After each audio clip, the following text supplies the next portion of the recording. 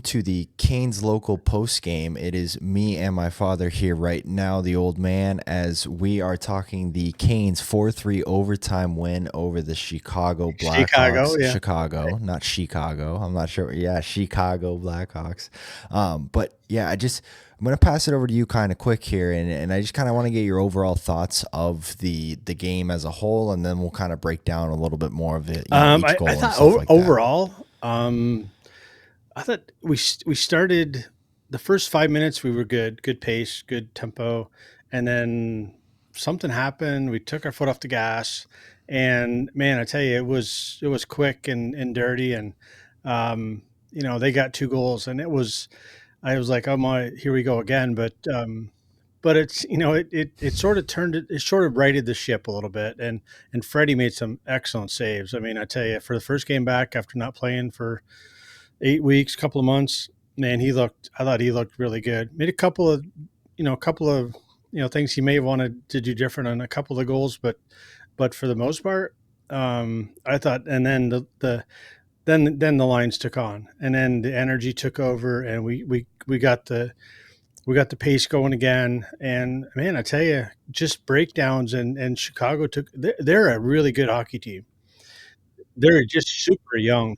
They are. They're surprisingly Yeah. good. I don't think they figured it out, and they brought a lot of pieces in the summertime, and we always forget. I mean, we're seeing it now with some of our guys. I feel like some guys are just now catching their wind, but when you bring on almost half of your roster as new guys coming in, it's going to take a while for you to really get used to playing with each other. So I that is a great point you brought up. That I mean, it's a good hockey team, and I don't think they're as bad Yeah, they are as their not. record is showing right now.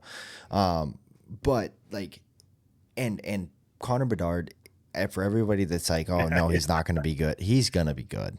He needs a little bit more time than some other guys do. Connor McDavid can come into the league and tear it up right away. He's not one of those. He's going to be like a McKinnon. It might take him until he's, 22, 23, 24, Yeah. that age range where he starts to really develop into his frame and into just an NHL player, because he has all the skill in the world. He just hasn't filled out his game. And I kind of feel like some guys on the Canes are still like that. Like Jesperi Kotkaniemi is kind of my little bit of an example. I still feel like he has room to grow, and I think he had a great performance tonight. And I kind of want to touch on him. And Andrei Svechnikov, very, very much in the same form. I feel like both of those guys are really finally starting to hit their stride. It's now just about consistency with both of them, because when they're on their game, I mean, Kotkaniemi, I thought tonight. And I guess this is a great segue into it. I thought tonight was probably one of the more dominant performances I've seen out of him, where outside of, I think it was maybe one turnover at the blue line that I was like, okay, that's reminiscent of of the KK of the past. Outside of Yeah, that, I I know thought he was that one of line our was better really forwards good. tonight. I mean, I think the only line that sort of struggled all night was probably the fourth line. But I thought they picked it up a little bit at the end. They didn't get much ice time in the third period because they moved Natchez. Yeah, they moved They Natchez did up to kind of that switch third up the line line or second combinations as line, well too, because whatever you want to call it. Um, but I thought KK's line was really good. They were heavy. They played he and Robinson, and not so much Natchez, but I tell you, I thought as the game wore on, Marty Natchez started to find his form again, and I think we're going to start seeing some good stuff out of him going forward. Um, because well, my big test with that one is going to be, does he replicate in the Dallas game what he did tonight? Because I 100% agree with you. But if you go back and look at that performance versus the for the game, Vegas, yeah, who did we just play? And I'm already drawing a blank. Vegas game. He was so perimeter based in that Vegas game, and now you look at it. But this is why I'm curious, is because against a team like Chicago, where their decor is not as physical and not as hard to get to the middle of the ice, he was willing to go to that area. So I'm just questioning, like, what do you think? Do you think it's something that he builds off of and continues to do it, or is it one of those flash in the pan games that he has every once in a while because he's I playing think against the though, I softer think when you decor? look at the way he played the game, though, even though they were a little bit lesser opponents, really the wrong word, but I say softer decor because you go look at Dallas's decor, and no, I get, six yeah, guys that are willing to lay the body, and they are really good defensemen. Same with Vegas. That's I what get I that. just, But it's a different what I'm caliber. getting to is he played a much simpler game tonight. So I think he 100%. recognized it. So he simplified his game. He slowed his he actually picked up his pace, but he made smart, simple plays. Hmm. Whereas before he wasn't. He was trying to. Oh, He absolutely, absolutely, moved and his feet more that's the than his difference, hands. and that's Yep. where Svechnikov made the change. And I think spending 2 periods on the fourth line, that'll be a real gut check for you whether or not you want to be there or not be there. And so I think that was a big thing Well, for so him. from my understanding, yeah, from my understanding, based on the pregame, it was Robinson and Kotkaniemi got the downgrade to technically the fourth line, and it was Drury and Yeah, Roslovic who were on the yeah. second line I with don't put any Natchez. stock in that because I mean, I guess you could say you got 4 lines. Okay, which one? Which? But the jury line didn't get as much ice time as the Kotkaniemi line did. So which one is the third? Which one is the second line? Which one's the fourth line? So I mean, but I think Nate Yeah. just he simplified his game. He made smart plays. He didn't try to overplay the puck, which was really important. And as Tripp said, man, in overtime, Batman and Robin strike again. I mean, those two are they're just so dominant when they have open ice. So Oh yeah. it was. I wish they Well, could play yeah, three on no, three I don't know. That playoffs. get kind of boring actually, but It yeah. would. No, So, it but would be quite boring. overall, I thought guys played well. Um, Not a great game, but a really good game. I thought Stahl's line was just absolutely outstanding. They were just so good up and down the ice all the time. And Jarvis was buzzing tonight. I didn't give him enough props in the previous game because I didn't think he was really buzzing as much as he was tonight. But he was creating so much stuff. And how about Yeah. Jackson Blake? I mean, in the D zone, He oh my God. he's gonna break out here in a I, second. It's gonna be the craziest thing because yeah, it's not gonna be it's gonna be a genuine he breakout. does. He And he's placed generates so so I mean much he offense. saved a goal on a back check. So I mean those Hmm. kind of things, Hmm. man, that is going to get you in the lineup. It's going to get you ice time. It's going to get you beside the guys that you should be beside, and he should stay with that line because Yep. that is a good trio at the moment. 100%. And it's the first time that I've seen Andrei Svechnikov and Sebastian Aho genuinely play well as a duo together. And I think a Yep. lot of that has to do with Jackson Blake Yep. because he'll do any role. And I know I've said this in the past, and I don't want to kind of harp on it because Jackson Blake is his own player. But man, does he look a lot like his dad? Like the way he plays the game, in the right areas at the right time, doing the right things constantly, and that's how you have over Yep. 500 games played in the NHL. You don't do it by luck. You do all the little things right on a consistent basis, and that's what keeps you in the NHL. Because if you don't produce 40 points a season, look at Jordan Stahl. He does all the little things right on a given night, and that's how he's No, played a no. thousand games in the Here you go. NHL. Here It you go. doesn't hurt Here's that a he's good six segue to four, that comment. but You got a big shout out to Jordan Stahl. 1,300 games and 700 700. points. Yep. I mean, what a milestone! And then Freddie Mm-hmm. Andersen, his 500th Yep. game tonight. So he's I mean, I Okay. tell you, let's not lose sight of him either because he made some good he made So some really I good saves when he needed to. Mrazek was outstanding, though I don't think we had enough traffic. So he was seeing about everything. He was stopping with the handful of, he probably had about 10 or 15 good high grade A quality chances. But I thought Freddie looked good for game one back after a 2 month layoff.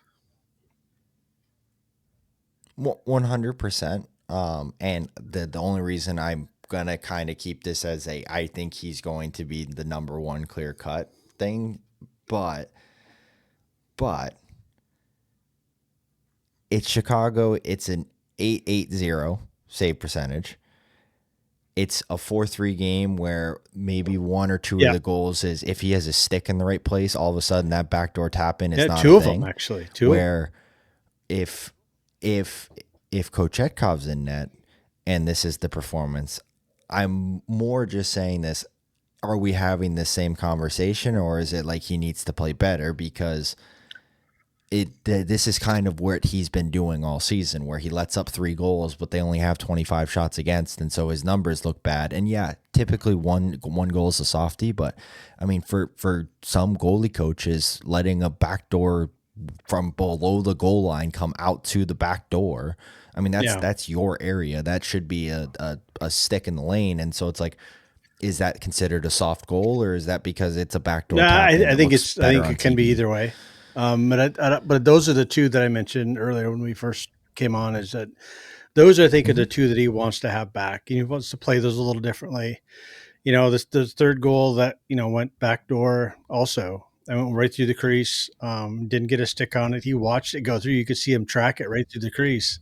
So I Yep. think he wants those back, but you know that's going to come. But the way Freddie is, the way he played the rest of the game, and he didn't see a Yeah. shot for probably the first maybe 8-10 minutes of the third period, and then he has to make almost like a breakaway Mm-hmm. save, and it's just, but he makes it, and that's the difference Yep. between.